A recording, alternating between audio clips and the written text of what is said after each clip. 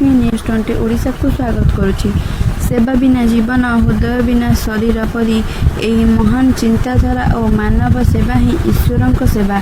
एही मंत्र को नहीं ओडिशा रे गढ़ी उठिथिबा समाज सेवा संगठन मन किनिनेला कला ठाकुर ग्रुप ऑफ ओडिशार समस्त सदस्य मानक द्वारा एक सेवा कार्य आज अनुष्ठित हो जाइछि। सूचना अनुसार कटक जिला निशुनकोइली ब्लॉक अंतर्गत फतेपुर ग्राम रे सर्वेश्वर सिंह नामक व्यक्ति जी की गत 1 वर्ष धरी आंठुगंठी बात तथा सोरियासिस आदि बहु रोग पीड़ित थिले।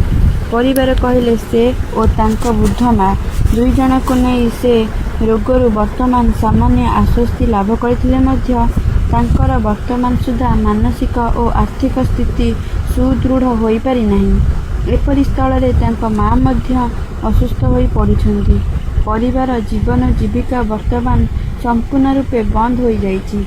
जीवन और जीविका पाई दुई प्राणी को अन्यर सहारा उपरे निर्भर करबाकू पड़ुछि। एपरि स्थले पुणी थरे सहयोगर हाथ बढ़ाउछन्ति एई ग्रुप रा सदस्य माने। धन्यवाद। Bureau report news.